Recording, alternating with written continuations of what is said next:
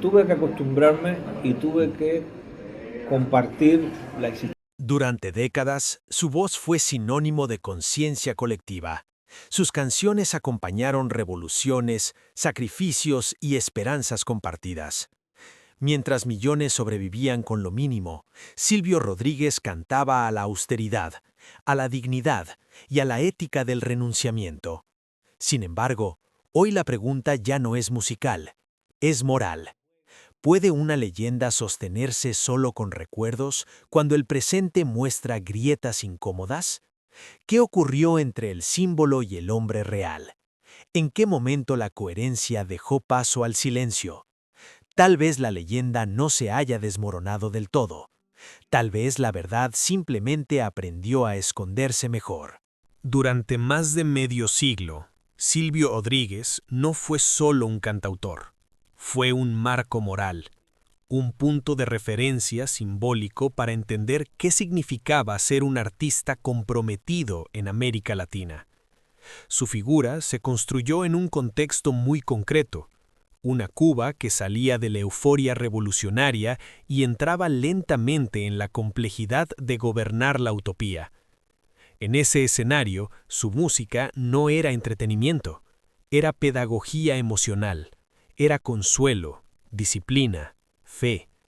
Su origen no estuvo marcado por el lujo ni por el privilegio. Nació en una familia modesta, en una isla donde las oportunidades eran escasas incluso antes del bloqueo. La revolución abrió un camino simbólico para jóvenes como él: estudiar, crear, sentirse parte de algo más grande que el individuo. Desde temprano, su talento fue absorbido por un proyecto colectivo que necesitaba voces, relatos y canciones capaces de sostener un imaginario común. No se trataba solo de cantar bien, sino de representar una ética. La nueva trova no fue un movimiento espontáneo, fue una respuesta cultural organizada a una necesidad política y social. En ese marco, Silvio encajó de manera casi perfecta. Letras profundas, tono reflexivo, una imagen austera, casi ascética. Nunca fue el artista del exceso ni del espectáculo. Su figura pública se construyó sobre la idea de sacrificio personal en nombre de un bien mayor. Esa narrativa fue clave para convertirlo en algo más que un músico, en una autoridad moral no electa.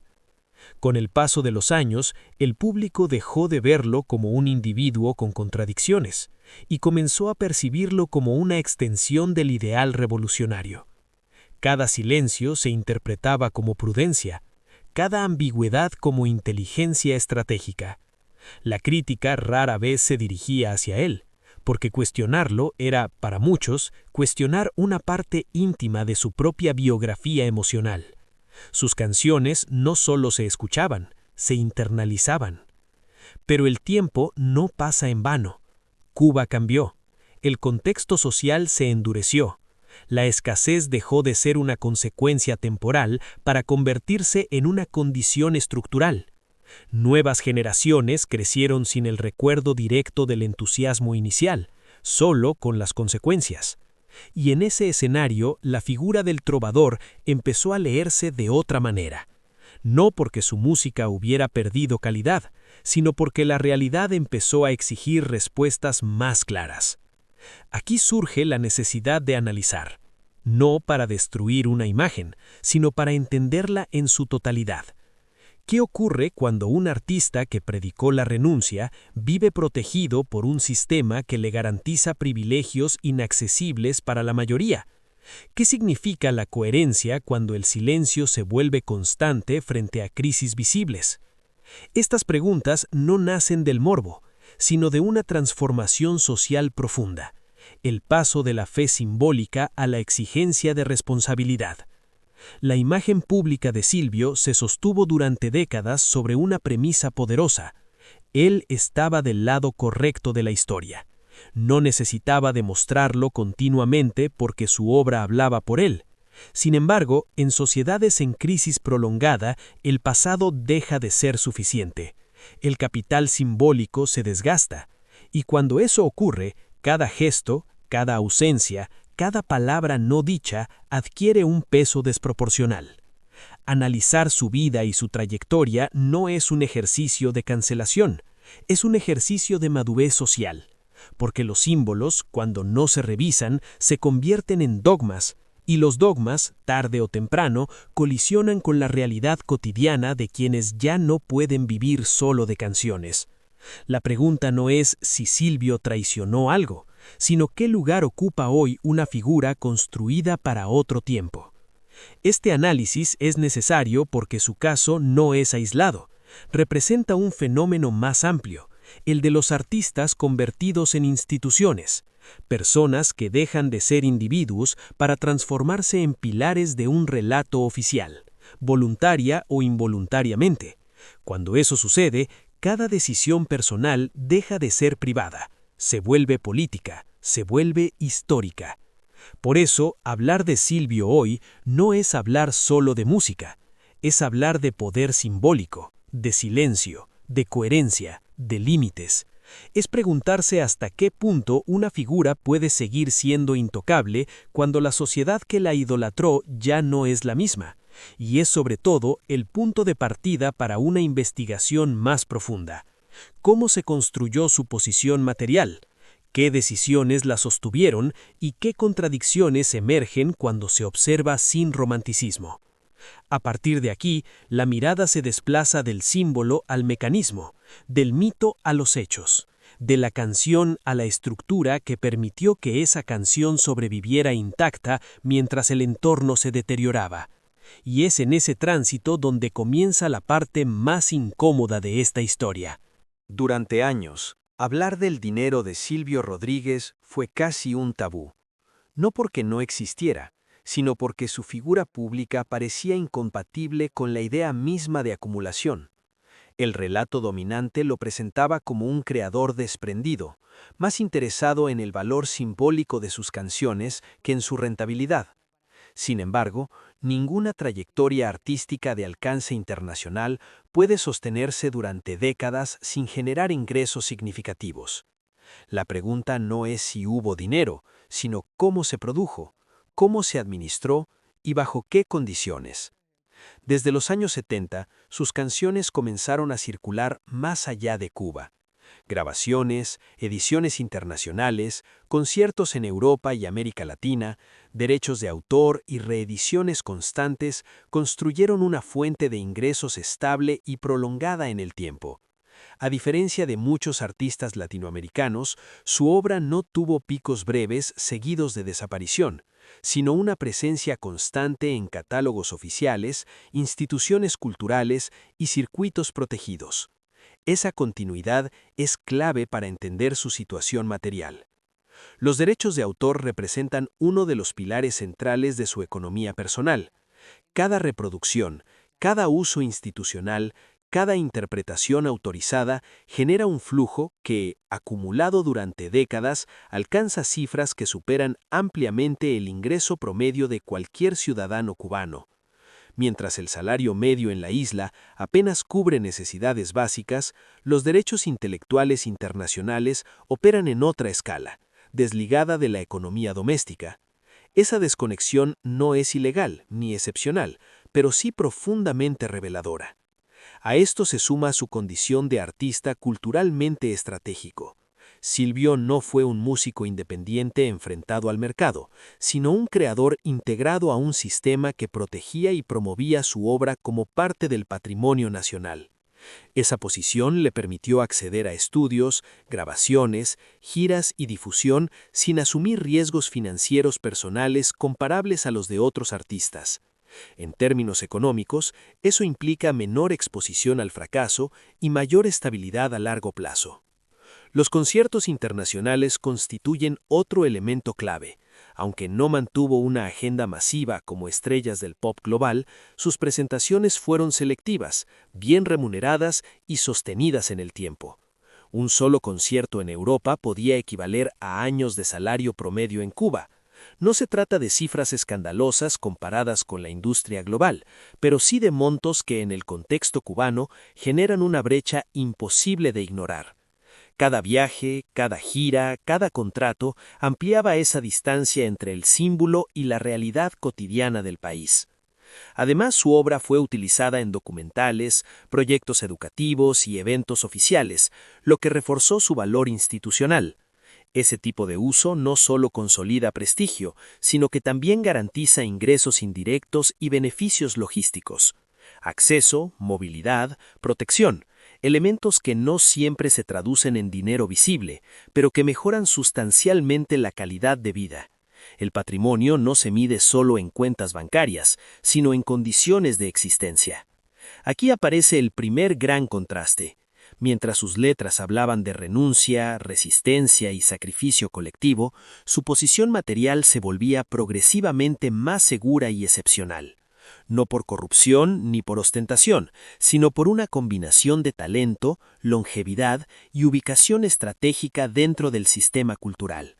Esa combinación crea una forma de privilegio silencioso, difícil de criticar sin tocar el mito.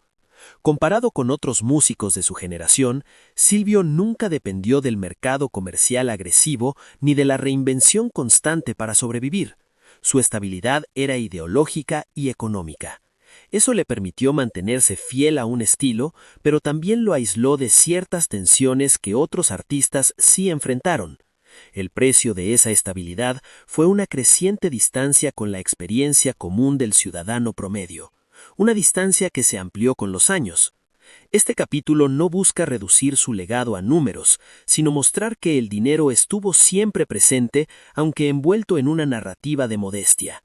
El problema no es la existencia de ingresos, sino la falta de diálogo abierto sobre lo que esos ingresos significan en una sociedad profundamente desigual. Cuando el símbolo se vuelve intocable, el análisis económico se percibe como una agresión, y ahí comienza la incomodidad. A partir de este punto, la investigación se desplaza del origen del dinero a su manifestación concreta, no en cifras abstractas, sino en espacios, decisiones y formas de vida. Porque es en esos detalles donde la contradicción deja de ser teórica y se vuelve visible. Cuando el dinero deja de ser una abstracción y se convierta en espacio, el análisis se vuelve inevitable. No se trata de lujos exhibidos ni de ostentación pública, sino de territorios protegidos, de entornos donde la escasez cotidiana no entra. En el caso de Silvio Rodríguez, la materialización de su posición no se expresó en mansiones visibles, sino en algo más sutil y más revelador: acceso estable a lugares, movilidad y silencio. Su residencia principal ha sido descrita durante años como discreta, alejada del imaginario del lujo. Sin embargo, la discreción no equivale a precariedad. En un país donde el acceso a una vivienda en buen estado, con servicios constantes y privacidad real es un privilegio, la estabilidad residencial ya marca una diferencia profunda. La casa no es solo un inmueble, es un escudo frente a la incertidumbre estructural que define la vida cotidiana de millones. Los espacios de creación también cuentan como patrimonio: estudios, salas de ensayo, equipos técnicos, tiempo protegido para componer. Todo eso tiene un valor económico directo e indirecto. Mientras muchos artistas luchan por sostener su producción en condiciones adversas, Silvio contó durante décadas con infraestructura garantizada. No porque la exigiera, sino porque el sistema la consideraba necesaria para preservar un símbolo. Esa protección transforma el acto creativo en una experiencia radicalmente distinta. La movilidad internacional es otro elemento clave. Viajar en Cuba no es un detalle menor. Salir y entrar del país con regularidad, acceder a circuitos culturales externos y regresar sin fricciones implica una condición excepcional. Cada viaje reduce la presión del aislamiento, amplía horizontes y refuerza redes. Aunque no se traduzca en bienes visibles, ese capital de movilidad redefine la relación con el entorno nacional. Quien puede irse y volver no vive la misma realidad que quien no puede hacerlo. Los vehículos, los servicios, la logística cotidiana también forman parte del cuadro. No es necesario enumerarlos para entender su impacto. Basta con observar la diferencia entre vivir pendiente del transporte, de la escasez energética, de la improvisación diaria y vivir con previsibilidad. El privilegio moderno rara vez grita, susurra, se manifiesta en la ausencia de urgencia, en la continuidad, en la calma. Hay además un patrimonio intangible que suele pasar desapercibido: la protección simbólica. Silvio no necesitó escoltas visibles ni protocolos ostentosos. Su protección fue cultural. Críticas amortiguadas, cuestionamientos desplazados, silencios respetados. Ese colchón intangible funciona como una forma de seguridad patrimonial. Permite tomar decisiones sin el costo que otros sí pagan. Permite callar sin consecuencias inmediatas. Comparado con ciudadanos comunes, el contraste es evidente. Mientras muchos envejecen en viviendas deterioradas, con ingresos inestables y sin horizonte, la figura del trovador envejece en un entorno de continuidad. No se trata de juzgar, sino de constatar. El espacio en el que se vive moldea la percepción del mundo. Y cuando ese espacio está protegido, la urgencia social se vuelve lejana. Este capítulo revela que el patrimonio no siempre se mide en metros cuadrados o cuentas bancarias. A veces se mide en tranquilidad, en control del tiempo, en ausencia de sobresaltos. Y esa forma de riqueza es, paradójicamente, la más difícil de discutir, porque no deja huellas claras, solo deja una distancia creciente entre el símbolo que canta la austeridad y el hombre que vive a salvo de sus consecuencias. A partir de aquí, el análisis se vuelve más íntimo y más incómodo, porque el siguiente paso no es observar lo que se tiene, sino cómo se vive con ello. El estilo de vida, las decisiones cotidianas y las renuncias reales revelan más que cualquier propiedad. El estilo de vida no se define solo por lo que se posee, sino por cómo se elige vivir cuando las opciones existen. En el caso de Silvio Rodríguez, esa elección fue siempre presentada como coherente con un ideario: sobriedad, introspección, distancia del espectáculo. Sin embargo, con el paso del tiempo, esa sobriedad dejó de ser una renuncia y comenzó a parecerse más a una zona de confort protegida, cuidadosamente separada de la realidad que atravesaba al resto del país. La vida cotidiana del trovador se desarrolló lejos de la urgencia, no de la reflexión, pero sí del sobresalto. Mientras la mayoría de los ciudadanos aprendía a sobrevivir en un entorno de carencias prolongadas, él habitaba un ritmo distinto, marcado por la previsibilidad. Esa diferencia no es menor. La previsibilidad es un lujo silencioso, permite pensar a largo plazo, elegir cuándo hablar y cuándo callar, decidir sin miedo a las consecuencias inmediatas.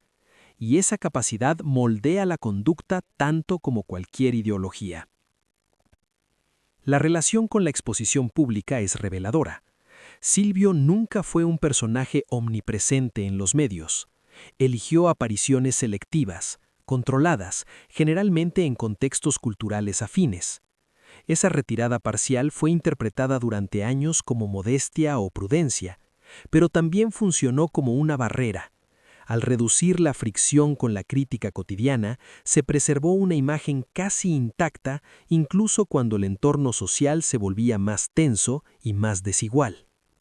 La contradicción emerge cuando se observa el contraste entre las letras que invitan a la resistencia ética y la práctica de una vida protegida del conflicto diario. No se trata de exigir heroísmo permanente, sino de reconocer que el silencio sostenido, cuando se tiene una voz influyente, es también una forma de decisión. Cada vez que eligió no pronunciarse ante momentos críticos, reforzó una distancia, no con la música, sino con la experiencia compartida de quienes sí vivían las consecuencias. El paso del tiempo acentuó esta brecha. Envejecer en Cuba no es lo mismo para todos. Para muchos, la vejez es sinónimo de fragilidad económica y aislamiento. Para Silvio, fue un proceso acompañado de estabilidad, reconocimiento y continuidad creativa. Esa diferencia redefine el significado de la coherencia, porque la coherencia no se mide solo por la constancia del discurso, sino por su contacto con la realidad cambiante. Aquí aparece la contradicción final. Un artista que cantó a la incomodidad moral terminó viviendo en una comodidad estructural, no por traición explícita, sino por acumulación de decisiones pequeñas, razonables, casi invisibles, decisiones que, sumadas, lo colocaron en un lugar desde el cual la urgencia ajena se percibe como algo lejano, abstracto, casi teórico. La revolución, convertida en memoria, la crisis en contexto ajeno. Este capítulo no busca deslegitimar su vida personal. Busca entender el efecto simbólico de esa vida cuando se la observa desde abajo, porque los símbolos no viven solo de intenciones, sino de percepciones, y cuando la percepción cambia, el mito comienza a resquebrajarse incluso sin un acto definitivo que lo derrumbe. La contradicción no está en haber vivido mejor, está en haber representado durante décadas una ética de sacrificio mientras se habitaba una realidad donde ese sacrificio ya no era necesario. Esa tensión es el núcleo del cuestionamiento actual. No una acusación, sino una constatación incómoda. A partir de aquí, el análisis deja el plano individual y se abre a la comparación, porque solo al poner su trayectoria frente a la de otros artistas, frente a las expectativas sociales y frente al recuerdo colectivo, se entiende el alcance real de esta distancia. Comparar no es descalificar, es situar. Y en el caso de Silvio Rodríguez, la comparación con su propia generación resulta inevitable para comprender por qué su figura despierta hoy más preguntas que certezas. Muchos artistas latinoamericanos que compartieron época, contexto ideológico y reconocimiento internacional enfrentaron dilemas similares. La diferencia no estuvo en el talento ni en el compromiso inicial, sino en las decisiones tomadas cuando el contexto cambió. Algunos optaron por el exilio, pagando el precio de la ruptura con su país y con una parte de su público. Otros eligieron confrontar abiertamente, asumiendo la marginación institucional y la pérdida de protección. Hubo quienes se replegaron hacia una producción más íntima, reduciendo su visibilidad para no legitimar un discurso que ya no compartían del todo. Cada elección tuvo costos reales. En ese mapa de opciones, Silvio eligió una vía distinta: permanecer, crear y callar selectivamente. Esa elección fue interpretada durante años como equilibrio, pero con el agravamiento de la crisis social, el silencio dejó de ser neutral.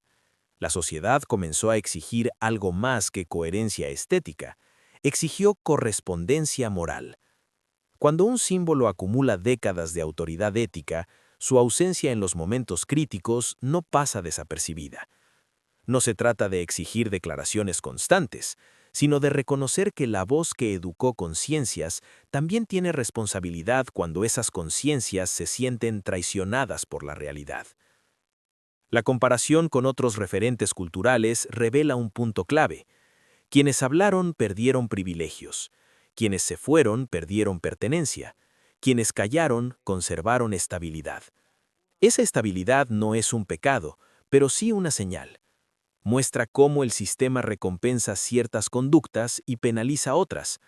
En ese sentido, la trayectoria de Silvio funciona como un espejo incómodo de las reglas no escritas del poder cultural. Las consecuencias sociales de ese silencio son profundas. Para una parte del público, la decepción no proviene de un acto concreto, sino de la acumulación de ausencias. La canción que antes consolaba ahora suena distante, no por falta de belleza, sino por falta de anclaje en el presente. El símbolo se vuelve museo, respetado pero ya no vivido. Y cuando un símbolo se museifica, pierde su capacidad de interpelar. En el ámbito familiar y generacional, el impacto también se siente. Hijos y nietos de quienes crecieron con su música hoy escuchan esas canciones sin la carga emocional de sus padres. Para ellos, Silvio no es una brújula moral, sino un artista del pasado. La ruptura no es violenta, es silenciosa, y eso paradójicamente refleja el mismo mecanismo que se le cuestiona: la erosión sin confrontación. La memoria colectiva funciona con reglas propias, no conserva intactos a los símbolos, los reescribe, y en esa reescritura el silencio pesa tanto como la palabra. El riesgo no es el olvido inmediato, sino una transformación más sutil: pasar de ser referencia ética a ser simple patrimonio cultural, admirado pero desconectado de la vida cotidiana, escuchado pero no seguido. Esta sección muestra que el costo del silencio no se mide solo en críticas, sino en pérdida de relevancia moral. Cuando la sociedad avanza y el símbolo permanece inmóvil, la distancia se convierte en abismo, no por maldad, sino por desajuste histórico. Y ese desajuste es el que hoy alimenta la pregunta central: si la leyenda sigue en pie o si solo sobrevive porque nadie se atrevió a mirarla de frente durante demasiado tiempo.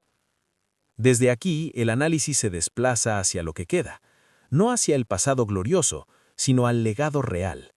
¿Qué permanece cuando la música deja de ser respuesta y se convierte en recuerdo? ¿Qué herencia deja una figura cuando su coherencia ya no es incuestionable? El legado no se mide únicamente por la cantidad de obras producidas ni por el reconocimiento acumulado.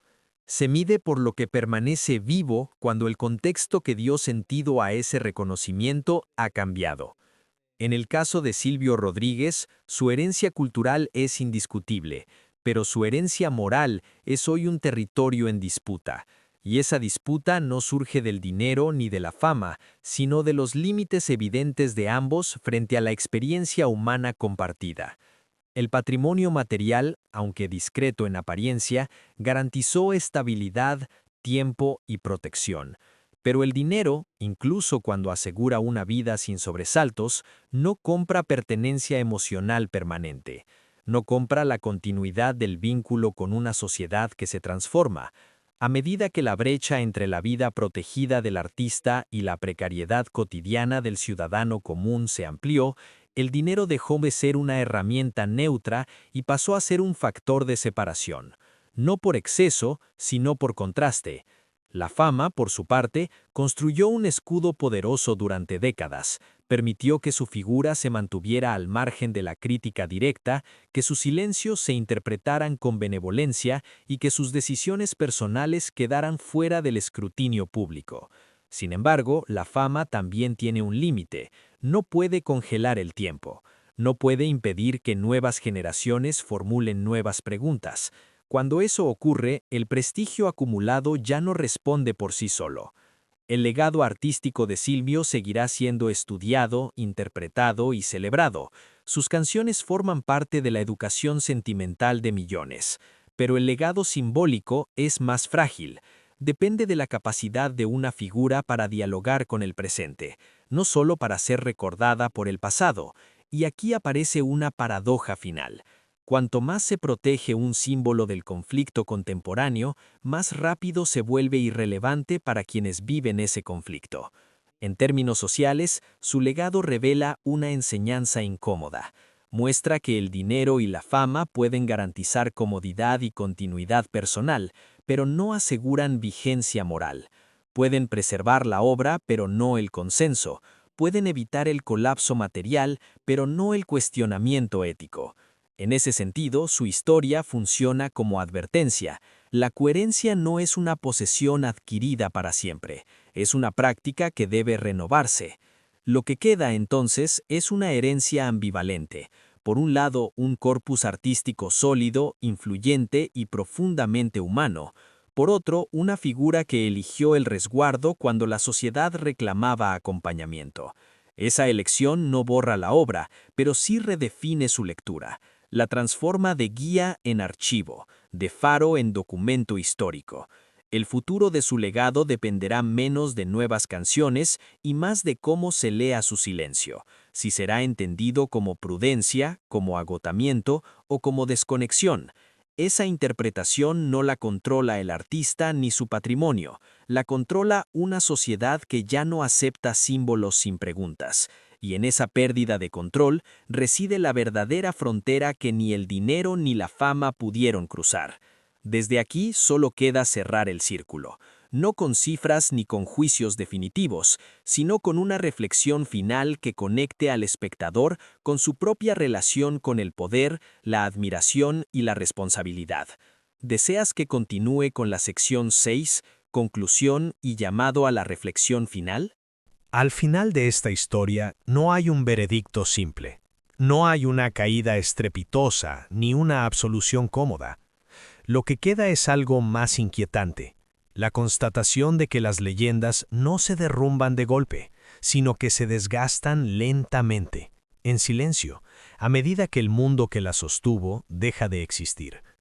El caso de Silvio Rodríguez no es el de un ídolo caído, sino el de un símbolo que ya no dialoga con el presente como antes. Durante décadas, su música ofreció respuestas cuando la sociedad las necesitaba. Hoy, esas mismas canciones conviven con preguntas nuevas, más urgentes, más concretas. Preguntas sobre coherencia, sobre responsabilidad, sobre el lugar que ocupa el silencio cuando quien calla tiene una voz que marcó generaciones. El problema no es lo que se dijo en el pasado, sino lo que no se dijo cuando el presente lo exigía. Esta historia no trata solo de un artista, sino de un mecanismo que se repite una y otra vez. El mecanismo por el cual una figura se convierte en emblema, el emblema en institución y la institución en algo difícil de cuestionar, hasta que la realidad, implacable, rompe el hechizo. No con odio, sino con distancia. No con gritos, sino con indiferencia creciente. El dinero garantizó estabilidad. La fama aseguró protección, pero ninguna de las dos pudo comprar algo esencial, la permanencia del vínculo emocional con una sociedad en crisis, porque ese vínculo no se sostiene con prestigio acumulado, sino con presencia, con riesgo, con incomodidad compartida. La pregunta final no es si la leyenda se ha desmoronado, es más profunda y más incómoda. ¿Qué esperamos hoy de quienes alguna vez nos enseñaron a mirar el mundo de otra manera? ¿Seguimos necesitando símbolos intactos o estamos preparados para aceptar que incluso los referentes más admirados son hijos de su tiempo, con límites, silencios y contradicciones? Tal vez la verdad nunca estuvo completamente oculta. Tal vez siempre estuvo ahí, esperando el momento en que la sociedad decidiera mirar sin nostalgia. Y ese momento, para muchos, ya ha llegado.